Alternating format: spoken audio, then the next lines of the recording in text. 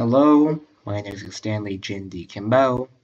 This is my second audiovisual podcast for Spanish 160. For this presentation, I'll talk about the history of tobacco and its psychological effects with it.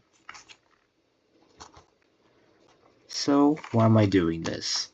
Well, I took interest upon this drug because it is a major theme of one of the articles that we've read about called Cuban Counterpoint Tobacco and Sugar.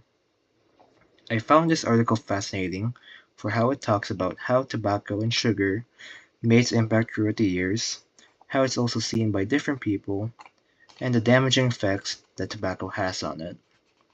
So I think this project is interesting for me to delve on the topic of its origin and its history a bit more for this project.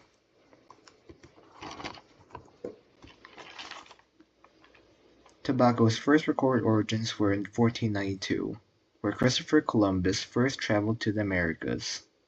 He was greeted by Native American tribes as they gave him dried up leaves in the form of tobacco, and it would later spread its drunkenly effects to the rest of Europe. At first, it was believed to be used as medicinal herbs, far from how it is used recreationally for as of today. They thought it virtually cured all illnesses. Around the 1600s is where the planting of tobaccos began in Virginia, which later became the foundation of British American colonies for Europe. It would also began to use heavy emphasis for tobacco labor, and the production of tobacco was continued throughout the other American colonies, including Cuba itself. Even in 1881, a man by James Bozak created what's called a cigarette rolling machine, which simply increased the mass production of cigarettes, not only making it uh, give, not only made the general audience have a greater accessibility to tobacco, but also sets the societal standard for decades.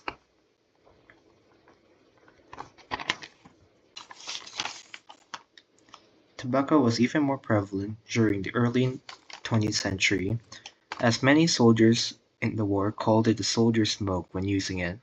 And also in World War II, even the US would also grant their soldiers a pack of cigarettes in their rations. However, it would also be the start of anti-smoking campaigns starting with surprisingly Nazi Germany, who banned it in all public transportation and promoted awareness in their schools. And in the US, the kind of anti-smoking campaigns were also prevalent in the US and UK, getting the same amount of research that Germany had on it. And in the 1960s is when all regulations are starting to put in effect, and lawsuits were also made onto tobacco and cigarette companies for its harmful side effects. Nowadays, the US government has barred tobacco and cigarettes from all advertisements, promoted anti-tobacco ads, and made warnings of health problems, and even most stores and workplace ban tobacco from being used inside it, and even to a point that some countries completely ban the trade and production of tobacco in the first place.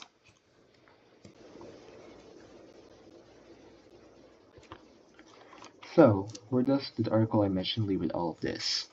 Well, alongside how it's described to have a poisonous material in the tobacco called mosaic, which the text mentioned that Indian tribes that were farming tobacco had poisonous animals because of it.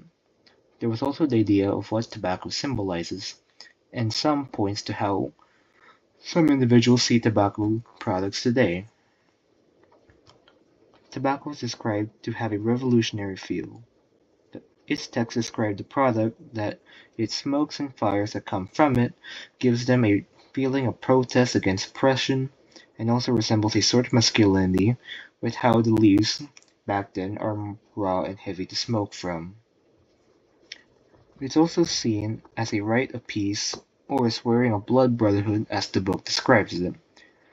Generally a signage of peace and friendship when Columbus was given the cigar from the Indian tribes in the first place. I, for one, can understand what the text is trying to say about tobacco and the feeling of repressing back. Cigars is a way, although a bad and unhealthy one to say, to exit from the harshness of reality or its stress alongside it. And I like to think that the feeling of masculinity and repression against the oppressors could be the feeling of many such teens and adults who may or may not are suffering through it, whether it was work or personal issues that resulted in them in taking tobacco in the first place.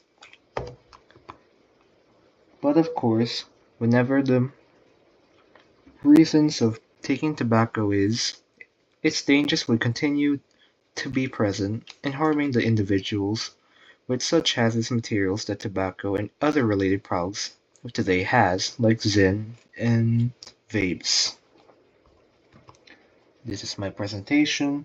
Thanks for watching.